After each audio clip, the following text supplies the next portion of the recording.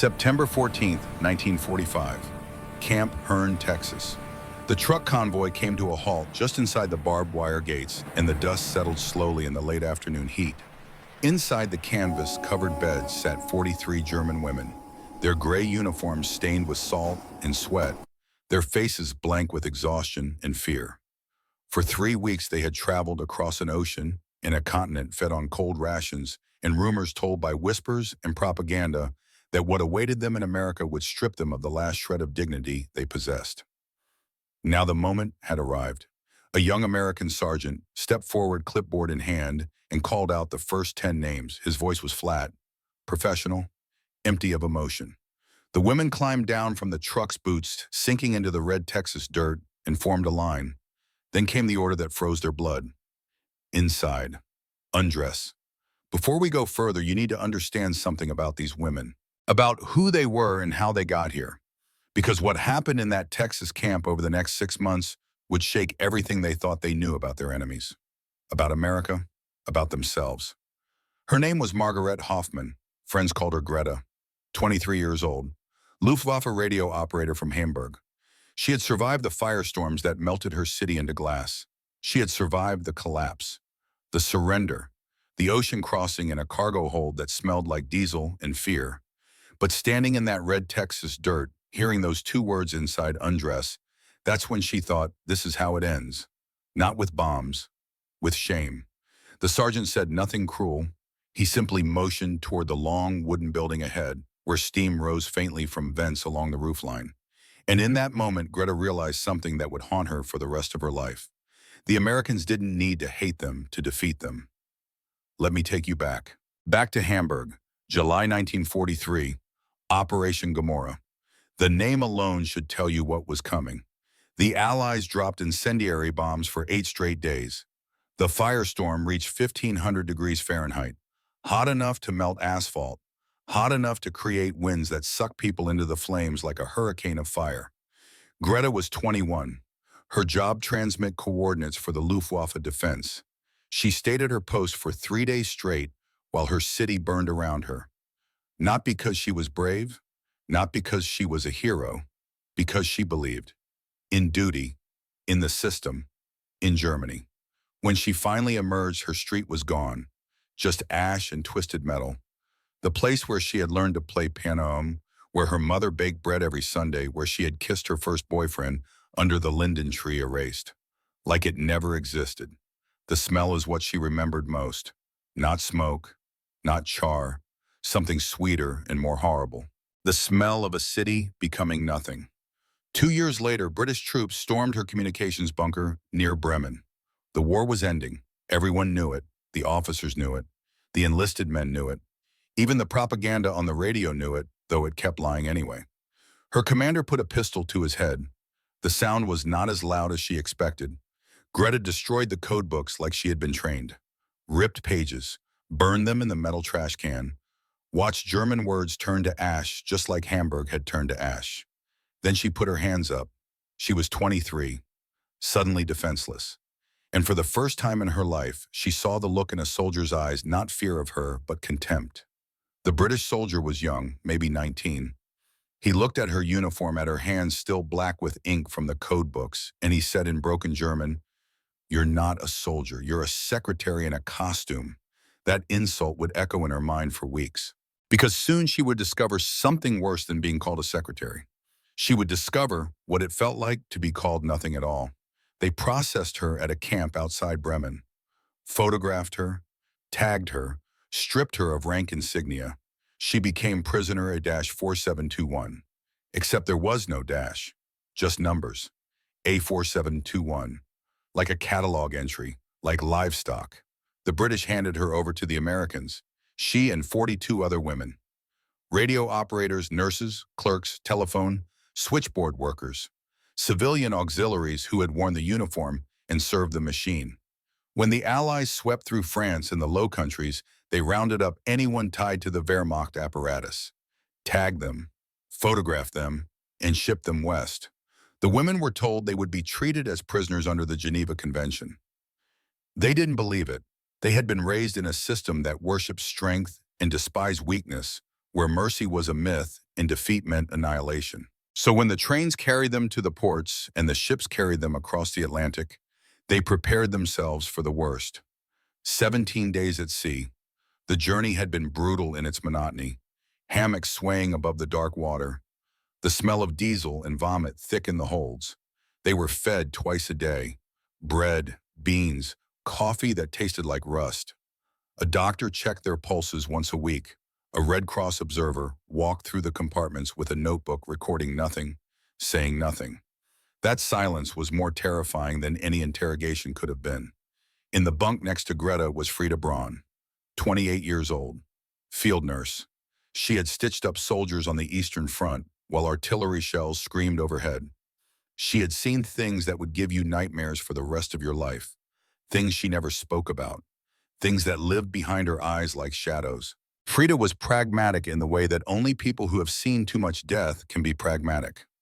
She told Greta, whatever comes, we survive it. We've survived worse. But Greta wasn't sure that was true. The propaganda had poisoned them worse than the food.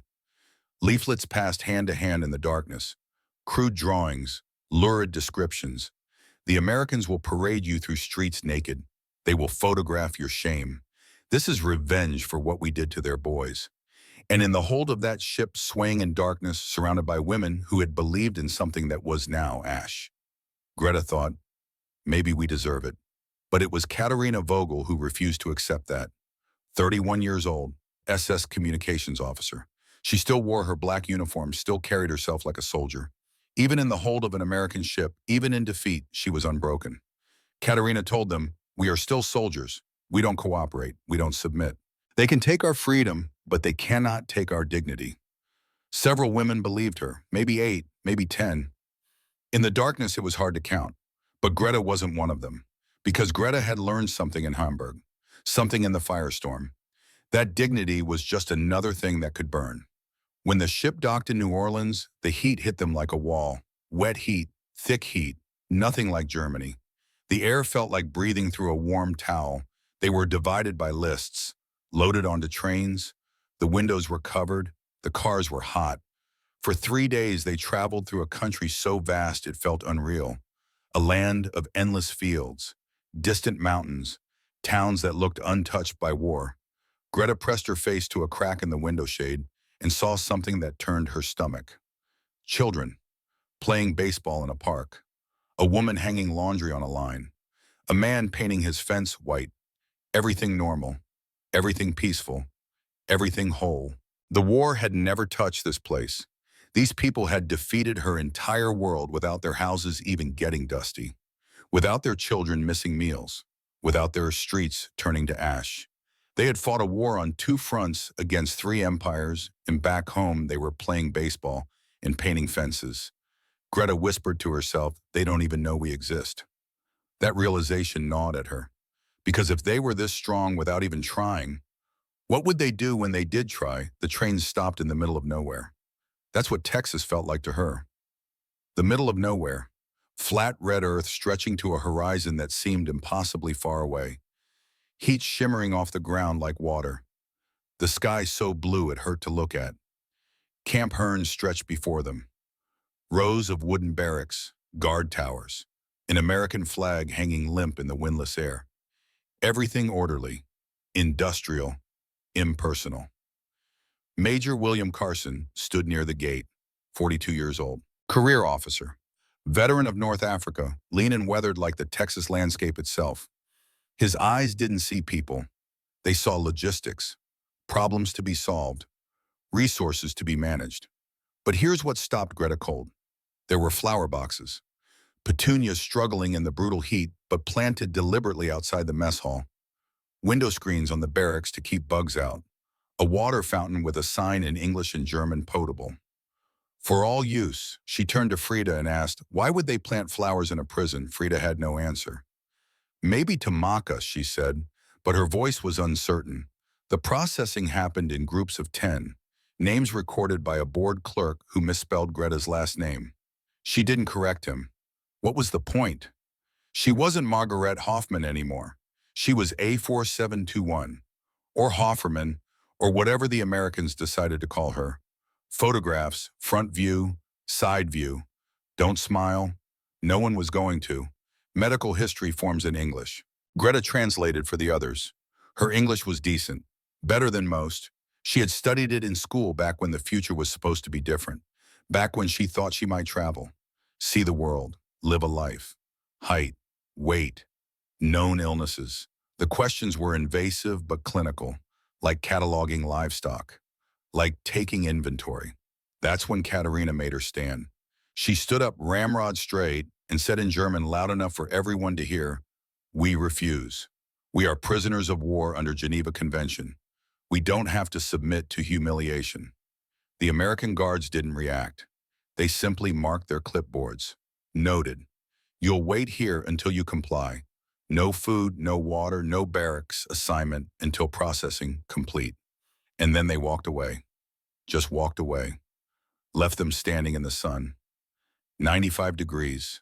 Dry heat that sucked the moisture from your lungs. 2 hours passed, then 3. The women wilted. Some sat on the ground. Some remained standing out of pride. Greta watched Katerina's jaw clench tighter and tighter. Watched sweat soak through uniforms. Watched certainty battle with heat stroke. Finally, Frida spoke. "I'd rather face humiliation than die proving a point to people who aren't even paying attention." She walked toward the building. Slowly, with dignity. But she walked. The others followed, one by one, like a dam breaking, until only Katerina remained standing in the sun alone. And then after a long moment, she too walked. Last, defeated, but walking. Inside the building smelled like antiseptic and steam. Long wooden structure with corrugated metal roof, divided into sections. Undressing, showers, inspection, reissue. Greta stepped through the door, expecting cameras, leering soldiers, mockery, the fulfillment of every propaganda promise. Instead, she saw 3 middle-aged American nurses in clean white uniforms, clipboards, tired eyes. One of them spoke in accented German. Austrian maybe, or Swiss. Clothing here. Shower through that door. Take your time. Soap and towels provided. That's it. No ceremony, no threats, no cruelty, just procedure. Greta removed her jacket, then her shirt, folding each piece with hands that wouldn't stop shaking. The other women did the same. Silent, stiff, waiting for the punishment that never came. The shower room was tiled. White tiles, clean tiles, steam rising. And then Greta turned the handle and water came out. Warm water. Let me say that again because it matters. The water was warm. She stood under that stream and felt something break inside her, not relief, worse. Confusion so deep it felt like drowning. The soap smelled faintly of lavender. The towels were rough but clean. Real towels, not rags. A nurse handed her a comb, a toothbrush, a bar of soap wrapped in paper. "For you," the nurse said. "Keep it." Greta stared at these objects like they were weapons she didn't recognize. A comb, a toothbrush, a bar of soap Ivory brand made in Cincinnati, Ohio. 3 cents. That's what the soap probably cost. 3 cents to shatter a woman's entire understanding of her enemy. Because this wasn't cruelty. This wasn't kindness. This was something else entirely. Something she didn't have a word for. When she stepped out, there was a new uniform waiting. Gray U.S. Army fatigues, coarse fabric but intact. The fit was loose. No rank, no insignia, no identity, just a number stenciled on the chest pocket. She looked down at herself and whispered, "We belong to the rules now." Outside, the Texas sun burned white and merciless. The women lined up again, this time for the mess hall. Trays slid down a steel counter. White bread, beef stew, black coffee. The portions were generous, the food was hot. No one shouted at them. No one rushed them. No one watched them eat like animals in a zoo. Greta sat at a long wooden table and took her first bite of real meat in 4 months. Beef, actual beef. Tender, seasoned. The taste was almost painful. Because she was sitting in a Texas prison camp eating better than she had eaten in 2 years of serving the Reich, and she didn't know what that meant. Across from her, Frida stared at her plate. "Maybe this is worse," she whispered. "Maybe they want us to feel shame through kindness." But Greta shook her head. "This isn't kindness. This is something else." Katerina refused to eat. sat with her arms crossed, jaw set, staring at nothing. It's poison, she said, or they're fattening us for something. But Greta ate and hated herself for being grateful. That night, they were assigned to barracks, long wooden building, 40 bunks, clean sheets. Each woman received 2 blankets, 1 pillow, a footlocker. The windows had screens to keep bugs out, a luxury Greta hadn't expected, a luxury she didn't want to appreciate but did anyway. Lights out at 2200 hours. The women lay in darkness, whispering. Maybe this is the calm before. My cousin said Americans are soft, easily fooled. We should plan escape. The food was probably drugged. But Frida said, or maybe we just wait, see what morning brings. Greta lay awake staring at the ceiling, thinking about Hamburg, about the firestorm, about the belief she had carried like armor. The system had promised, we are superior, they are weak. But this camp, clean and efficient and emotionless, felt like being inside a machine. And machines don't get tired. Machines don't get angry. Machines just run. At 23:30, an alarm shattered the silence. Guards rushed into the barracks. Women scrambled upright, terrified. This was it, the trap, the moment everything turned cruel. But it wasn't cruelty. It was a medical emergency. A woman had collapsed. Background character. A clerk from Munich. Appendicitis. Without treatment, she would die within hours. Katerina jumped up, blocking the American medics. Don't touch her, she shouted in German. This is a trick. You'll hurt her. The guards didn't push, didn't threaten. They just waited.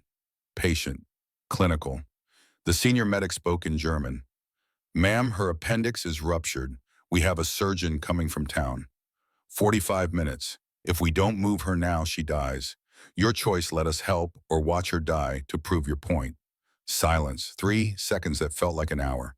Katerina stepped aside. They carried the woman out, gently, like she mattered, like she was human and not just enemy. Greta and the others crowded at the windows, watching ambulance lights cut through Texas darkness, watching American soldiers rush to save the life of someone who 6 months ago had been trying to help kill them. Major Carson appeared in the doorway. First time he had addressed them directly. She'll have surgery tonight, he said through an interpreter. If she survives, she'll recover here. If she doesn't, you'll be notified. Questions. Silence. Good. Back to sleep. He turned and left.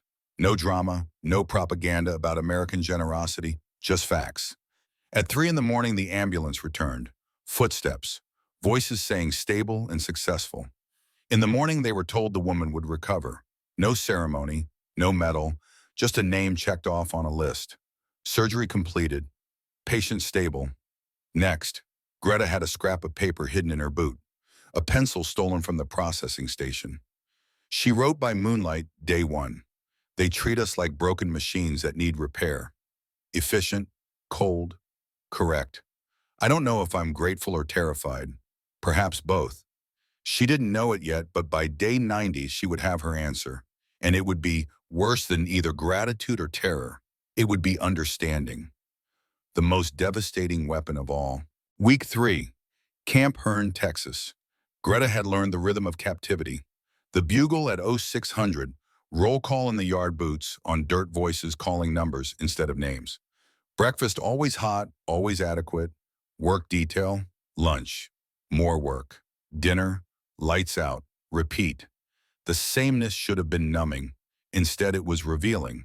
Because in the spaces between routine and the way a guard said ma'am when handing her a mop and the way the doctor checked her blood pressure, without comment, she began to see the architecture of something terrifying, a system that didn't need cruelty to function. They assigned her to laundry detail, 6 hours a day in a wooden building that smelled like soap and steam. Lifting heavy wet canvas, army uniforms olive drab and dripping. Her hands turned raw within the first week. Red, cracked. The soap stripped the oils from her skin until her fingers bled at the knuckles. 80 cents per day in camp script. Fake money, but money nonetheless.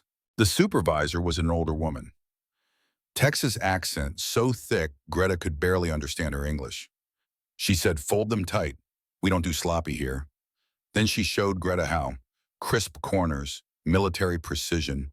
The same way Greta had been taught to fold Wehrmacht uniforms back in Hamburg, back when the world made sense. American soldiers' uniforms mixed with prisoner uniforms in the same wash. No segregation, no distinction. All green and gray fabric, all getting the same treatment. Clean, pressed, returned. Frida worked in the camp hospital, assisting with inventory, translation, learning American medical terms in English, bandage, suture, antiseptic. She came back to the barracks each night, smelling like iodine and telling strange stories. There's a young soldier, she told Greta, 19, pneumonia, delirious with fever. He keeps calling for his mother in German. She paused. He's from Wisconsin, German family. And now I'm the enemy, taking care of him while he calls for his Oma. What did you do? Greta asked. I stayed with him. What else could I do? Katerina refused all work assignments. She sat on her bunk, arms crossed, jaw set. Silent resistance. The guards documented it. Non-compliance. No privileges? Noted. They didn't force her, didn't punish her, just marked it down and moved on. Week 5 brought mail delivery, Red Cross packages, letters from home 6 weeks old covered in censor stamps and official markings. Greta received one envelope, her mother's handwriting shakier than she remembered. The letter was short. Margarete, the city is rubble. We live in the cellar of what used to be the Hoffman building. There is no food. Your father has been missing since March. I don't know if this will reach you. But if it does, just survive. That's all I ask. Just survive. Greta sat on her bunk and cried for the first time since capture. Not quiet tears. Deep sobs that shook her whole body. For Hamburg. For her father who was probably dead. For the life that was gone and would never come back. A guard walked past. Young man, maybe 22. He saw her crying, stopped, and his face did something complicated. He had probably never seen an enemy cry before. Never thought about what that meant. That enemies had mothers too. That enemies received letters that broke their hearts. He walked away, came back a minute later with a cup of water, set it on the floor beside Hero, said nothing, asked nothing, just left it there and walked away. Greta drank it, hated herself for being grateful, but drank it anyway. The canteen opened on Saturdays. A small building where prisoners could spend their camp script on approved items. Writing paper, pencils, soap, cigarettes for those who smoked, and chocolate. After 3 weeks of saving, Greta had enough to buy writing paper, a pencil, and 1 chocolate bar. German chocolate, Ritter Sport, imported through the Red Cross. The sight of that familiar purple wrapper made her throat tight. She broke it in half and gave 1/2 to Frida. They sat outside the barracks in the evening heat, eating slowly, making it last. They give us pieces of our past, Greta said. Is this mercy or torture? Frida thought about it. Maybe it's just logistics. They had extra chocolate. But it wasn't just logistics. It was something more deliberate than that. Something calculated. Keep them fed. Keep them clean. Give them small comforts. Not because we care, but because healthy prisoners are productive prisoners. Disease is inefficient. Chaos is inefficient. Dead prisoners are paperwork. Week 6, Greta was folding uniforms when she found something in a guard's pocket. A small booklet. She almost put it back, then curiosity got the better of her. She opened it. POW Treatment Standards. Geneva Convention Compliance Manual. She read it standing there, steam rising around her hands, still wet from the wash water. The words were clinical, precise, cold. Healthy prisoners equal productive labor. Disease equals inefficiency. Malnutrition leads to increased illness. Increased medical costs, increased mortality, increased administrative burden. Therefore, adequate nutrition is mandatory. Geneva Convention compliance equals legal protection against war crimes charges post-conflict. Therefore, documented adherence to all articles is mandatory. Maintain standards not as charity, but as strategic necessity. She read that line twice. Maintain standards not as charity, but as strategic necessity. There it was, in black and white. Humanity as byproduct of efficiency, mercy as legal protection, kindness as calculated strategy. They weren't being kind, they were being correct. And somehow that was worse. Because you can hate cruelty. You can fight cruelty. You can hold on to your dignity in the face of cruelty. But what do you do when your enemy treats you well, not because they forgive you, not because they care, but because the regulation requires it? She put the manual back in the pocket, folded the uniform, placed it in the basket, moved on to the next one. But her hands were shaking. That night she wrote in her hidden notebook, Week 6 discovered the truth. They don't hate us. They don't even think about us. We are line items in a budget, costs to be managed, resources to be maintained. This is worse than cruelty. This is indifference perfected into a system. Week 7, Major Carson conducted his weekly inspection. Greta had learned to recognize his footsteps, measured, even, never rushed, never hesitant. He walked through the barracks checking bedding toilets, window screens, temperature rat traps. He never spoke to prisoners directly, only addressed guards. Fix that leak. Add another blanket per bunk. Replace that light fixture. One day, Greta's bunk had a broken leg. She had reported it, waited, expected nothing. Carson walked past, stopped, examined it. To the guard, repair by 1800 hours. To Greta, without looking at her, use another bunk tonight. That was it. No apology, no explanation. Just problem identified, solution, ordered, move on. She watched him continue down the line. Lean, weathered, eyes that calculated square footage and caloric intake and laundry costs. He wasn't cruel. He wasn't kind. He was something else entirely. A manager, an administrator, a man who had turned human beings into logistics problems and solved those problems with ruthless efficiency. And it worked. That was the terrifying part. It worked better than cruelty ever could. Week 8, Sergeant Dorothy Klein arrived. She was 35. Born in Milwaukee to German immigrant parents, spoke Hochdeutsch perfectly with a slight Bavarian accent inherited from her grandmother. Her job handled problem prisoners without breaking them. Because broken prisoners don't work, and the system required work. She sat down across from Katerina with 2 cups of coffee. Real coffee, American coffee that actually tasted like coffee. You were SS Communications, Klein said in German. Eastern Front. Katerina said nothing, just stared. Klein continued as if they were having a normal conversation. I read your file. You're smart, skilled, wasting talent here. Katerina's voice was ice. I don't work for traitors. Klein took a sip of coffee, unfazed. I'm not asking you to work for me. I'm asking if you want to help your fellow prisoners. They write letters home. Red Cross needs verification before sending. You'd help them, not us, Trick Katerina said. Klein stood up, left the coffee cup on the table. Offer. Think about it.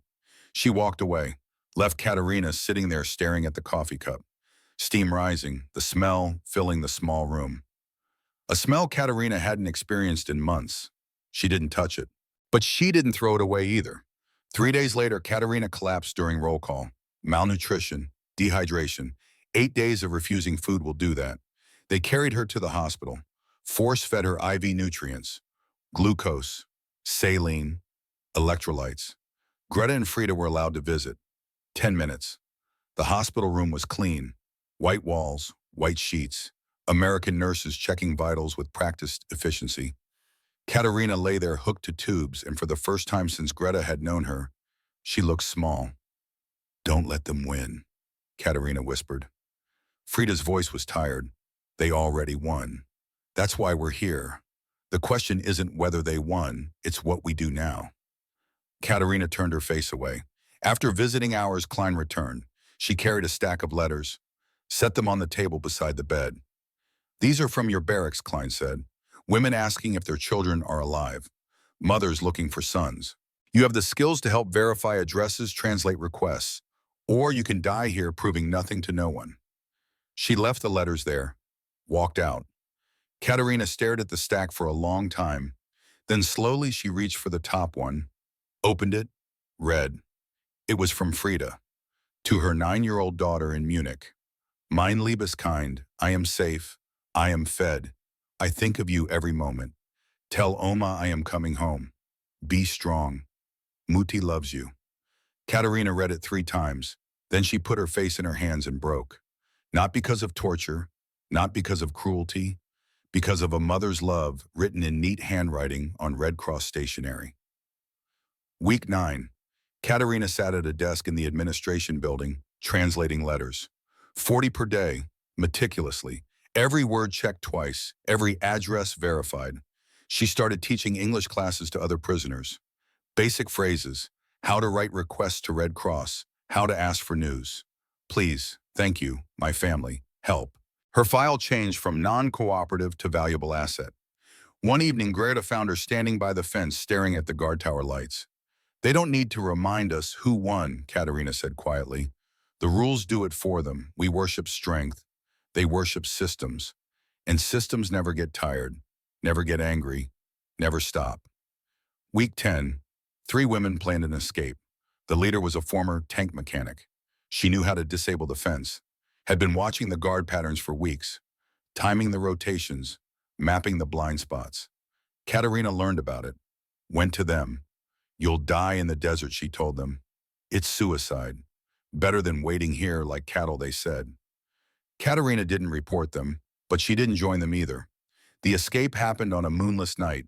They cut the fence at 0200, crawled through, made it maybe 3 miles before the alarms triggered. Searchlights, dogs, guards and trucks. They were recaptured within 2 hours. Exhausted, bitten by dogs, but alive. At 0400, all 43 prisoners were woken and assembled in the yard. Guards brought the 3 women back. They expected beatings, solitary confinement, executions maybe. Major Carson appeared, stood before them, spoke through an interpreter. Under Article 54 of Geneva Convention, attempted escape is not a crime if no violence was used. You will receive 7 days restricted barracks, reduced recreation privileges for 30 days, medical treatment for injuries sustained, fence will be repaired, and you will be charged the labor cost against your camp pay. He paused. Dismissed. That was it. No rage, no punishment beyond regulation, no drama. One of the escapers, still bleeding from dog bites, asked, "Why don't you just shoot us?" Carson looked at her for the first time. His face was blank. Because the regulation doesn't allow it. He turned and walked away. The women stood there in the pre-dawn darkness, trying to understand what had just happened. They had tried to escape. They had cut government property. They had violated the terms of their detention.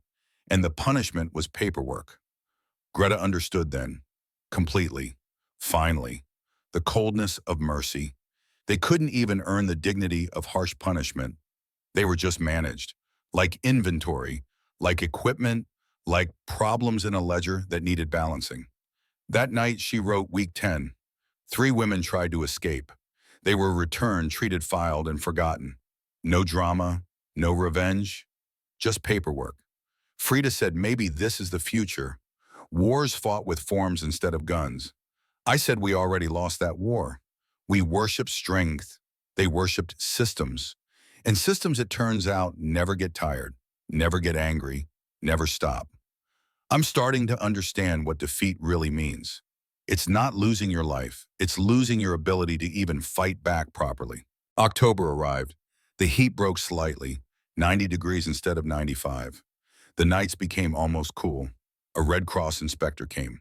Swiss, clipboard, camera, official observer from a neutral nation ensuring Geneva Convention compliance. He walked through the camp checking everything. Bunks, toilets, mess hall, medical facilities. He interviewed 12 prisoners selected at random. Greta was one of them. Are you treated in accordance with convention, he asked in German. She thought about the soap, the warm water, the beef stew, her mother starving in a Hamburg cellar, this clean camp with its flowers and its regulations. We are fed, she said carefully. Housed, not abused. Complaints. She wanted to say yes. They treat us so correctly it feels like insult. They give us mercy without emotion, and somehow that's worse than cruelty. They've turned humanity into a checklist, and we don't know how to hate them for it. But she said no complaints. The inspector wrote in his notebook. Moved on to the next prisoner.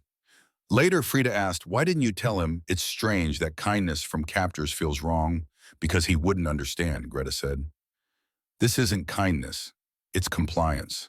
Week 12, Major Carson addressed all prisoners. Rare occurrence, they assembled in the mess hall. He stood at the front, interpreter beside him.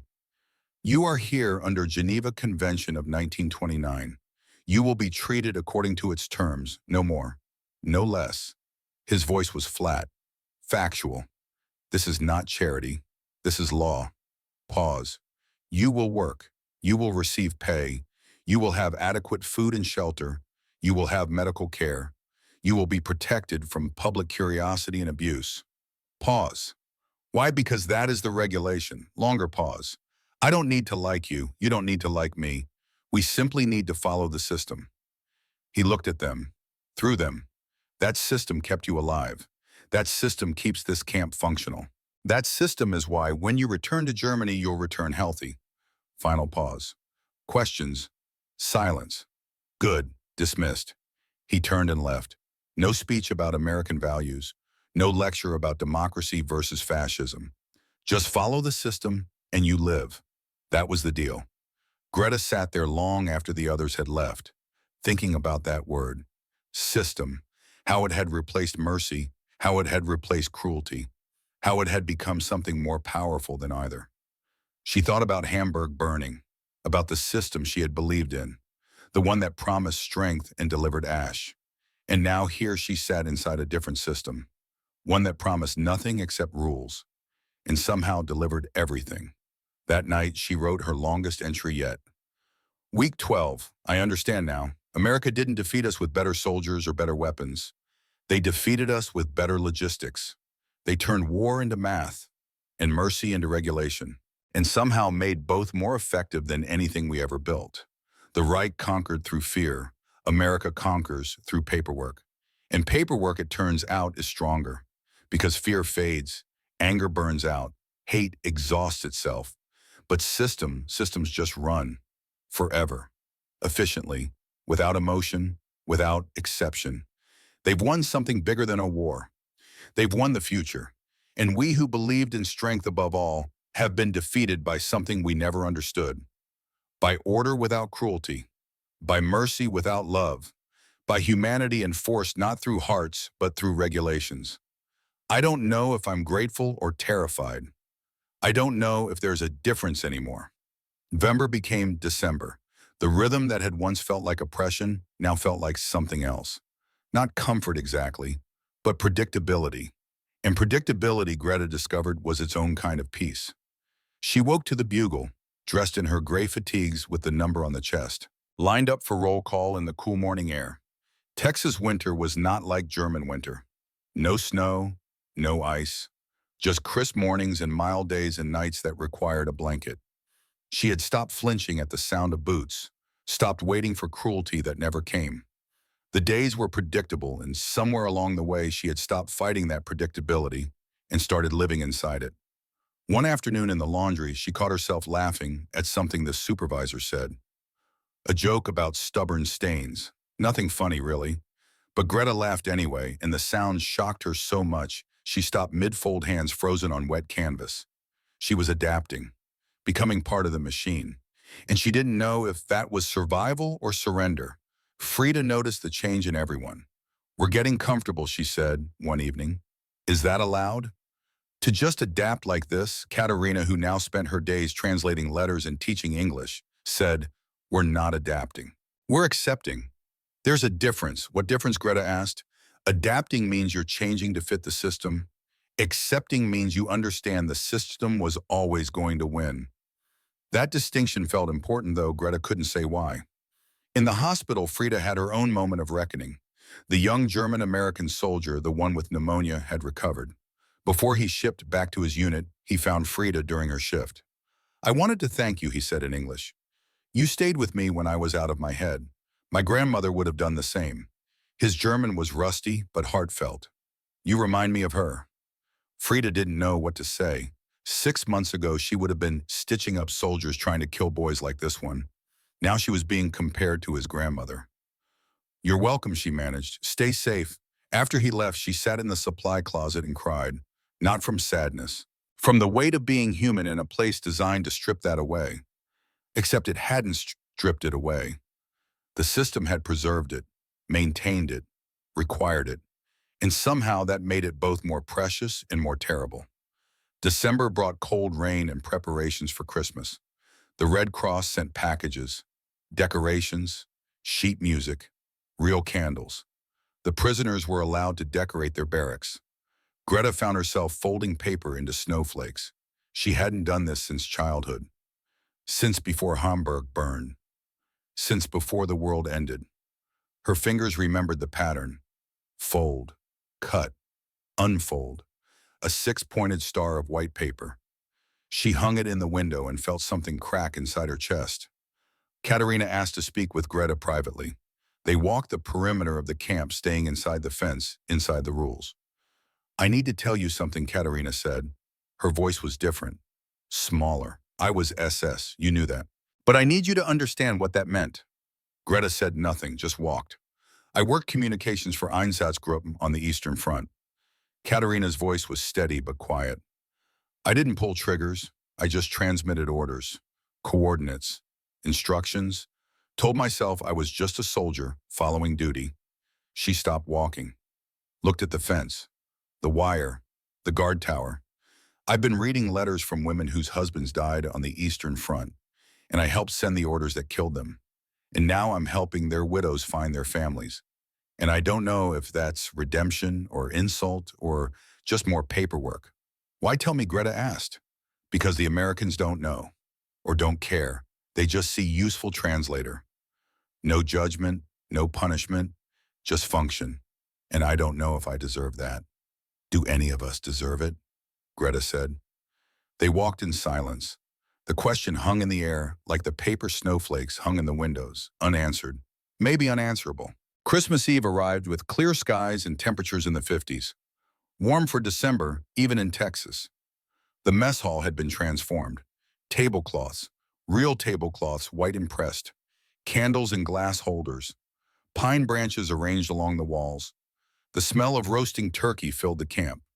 The menu was posted outside: turkey, stuffing, mashed potatoes, cranberry sauce, green beans, dinner rolls, apple real American apple pie. Greta stood in line with her tray and felt something she hadn't felt in years: anticipation. Not fear or dread or resignation, just simple human anticipation of a good meal. The turkey was tender, the stuffing seasoned with sage and onions, the cranberry sauce tart and sweet at the same time, and the apple pie warm and topped with a dollop of real cream tasted like a promise she had thought the world stopped making. Major Carson sat at the head table. First time he had ever eaten with the prisoners. He didn't give a speech, didn't make a show of it, just sat down and ate his meal like everyone else. Greta watched him cut his turkey. Methodical, efficient.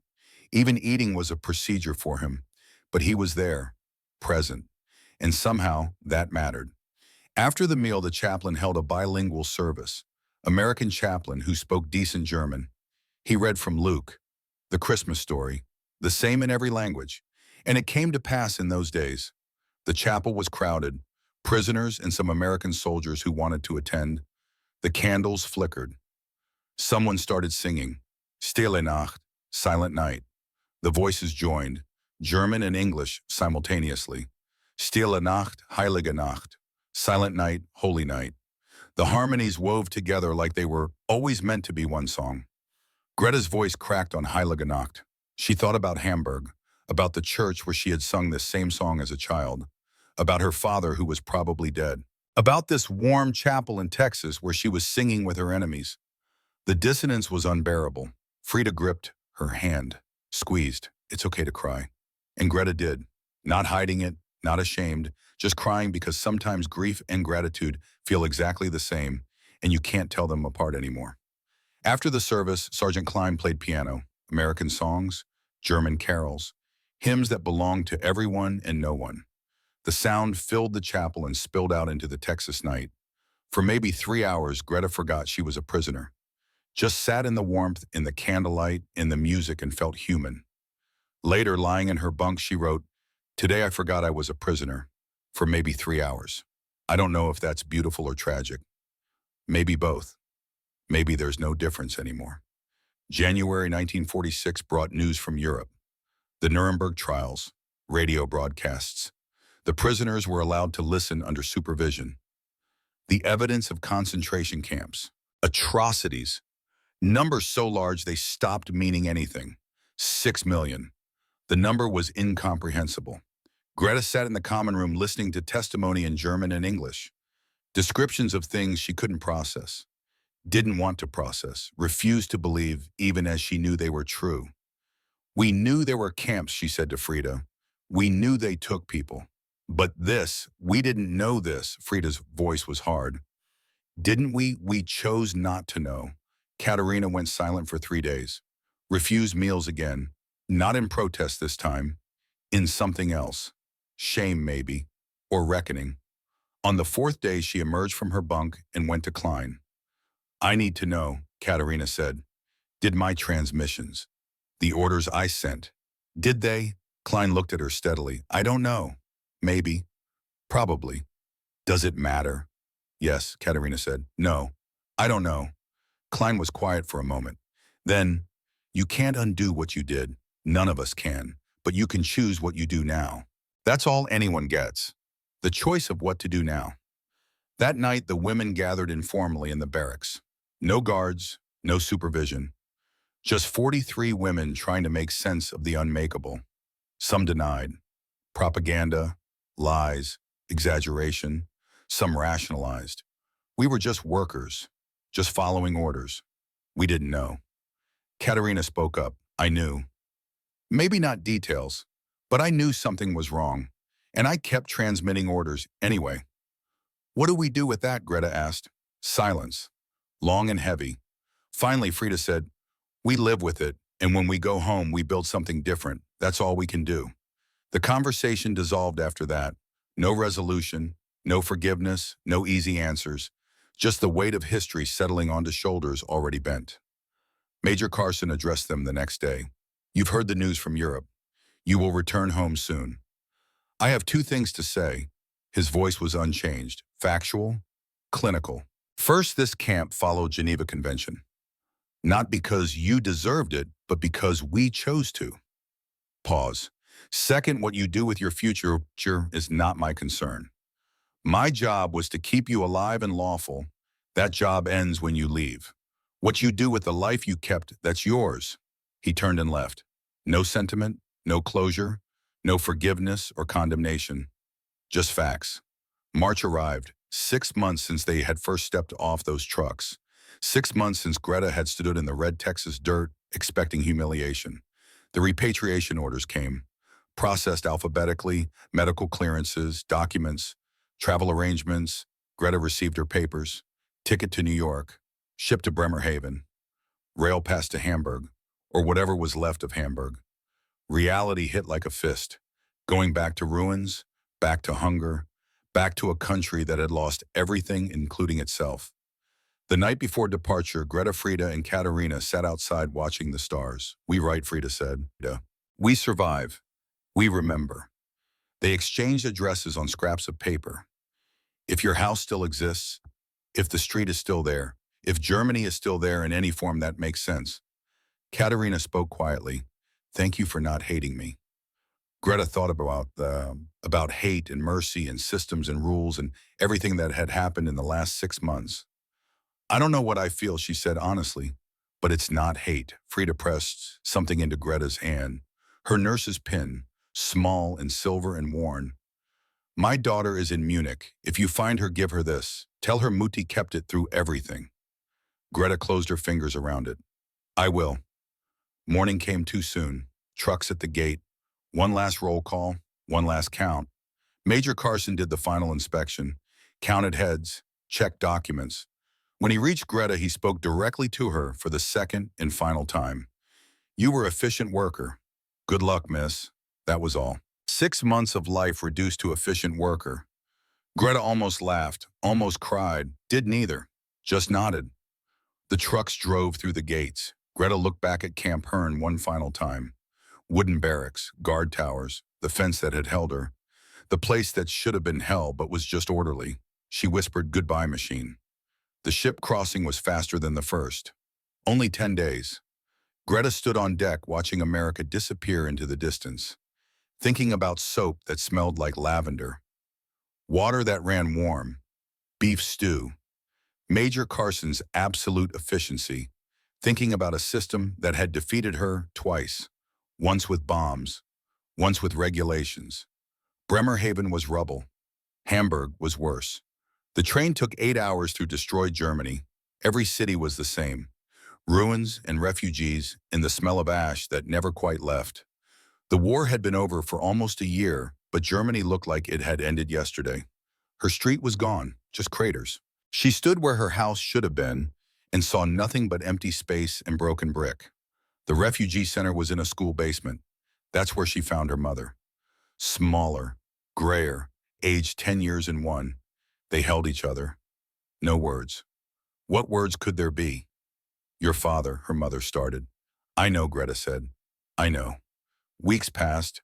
Greta found work helping with Red Cross distributions, food parcels, medical supplies, trying to organize chaos into something manageable.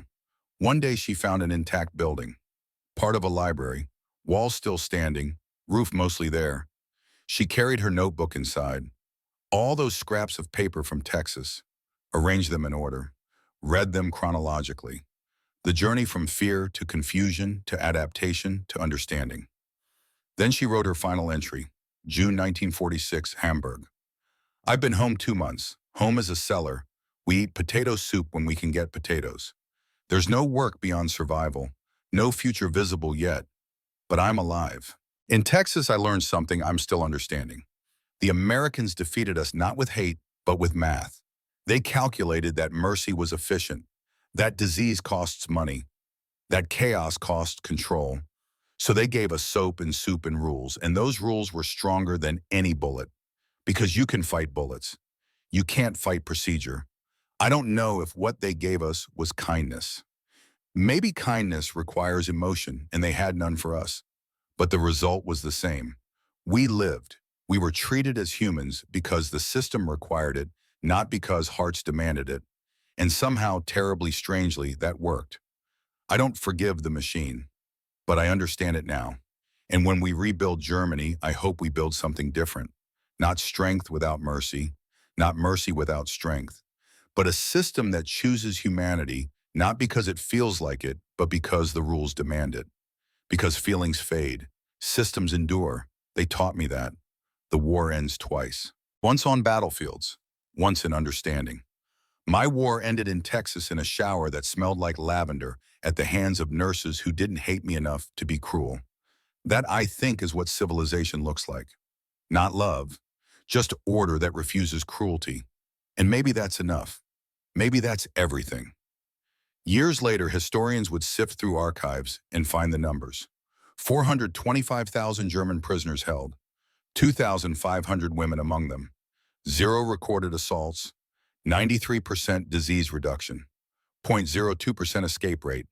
Numbers so precise they seemed almost moral in their balance. Camp Hearn was decommissioned in 1947, barracks dismantled, fence torn down. The land returned to what it had been before. Texas earth, red dirt, endless sky. Nothing remains now except records in filing cabinets and memories in the minds of women who are mostly gone.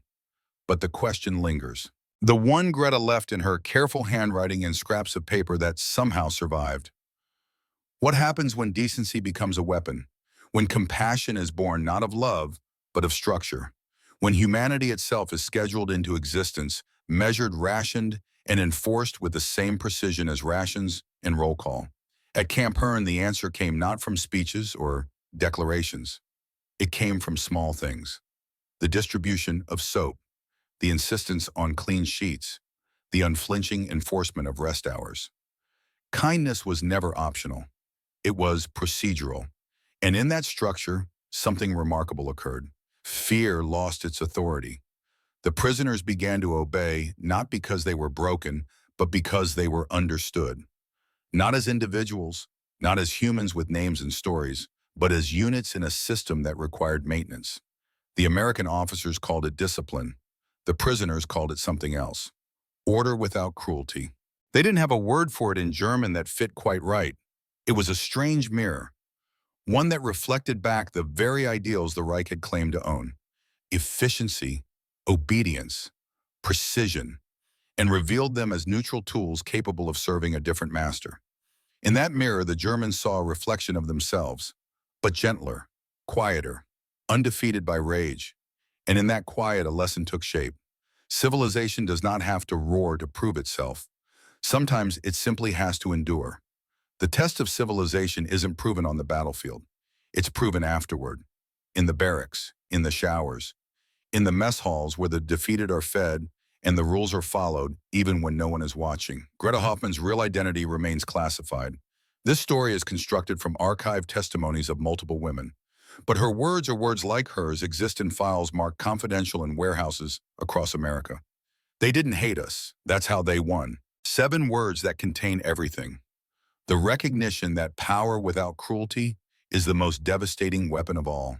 That systems built on procedure rather than passion endure longer than empires built on fear. That mercy multiplied by regulation equals something stronger than either mercy or regulation alone. The final image is simple: an empty Texas field, sunset painting the sky red and gold, grass growing where barracks once stood. And if you look carefully, you can still see the pattern in the earth, the ghost of a fence, the outline of order imposed and then removed, leaving only the lesson. They didn't hate us. That's how they won. And maybe in the end, that's how everyone should. Not with rage, not with revenge, not with emotion that burns hot and burns out, but with rules that hold, systems that endure. Humanity enforced not by hearts, but by regulations that refuse to bend even when hearts would. The war ended twice, once in battle, once in understanding. This is the story of that second ending, the one that matters more, the one we're still learning, the one that asks us even now, decades later, when we have power over those who wronged us. What do we choose, the easy path of emotion or the hard path of principle? When America in 1945 chose principle, chose procedure, chose to follow rules even when rage would have been justified, and in doing so won something bigger than a war, won the future, won the peace, won the right to say when history judges, we had the power to be cruel. We chose to be correct instead. And that choice, more than any battle, more than any weapon, more than any victory on any field, is what made us who we are. The machine of mercy, cold, efficient, unstoppable, and somehow against all odds human.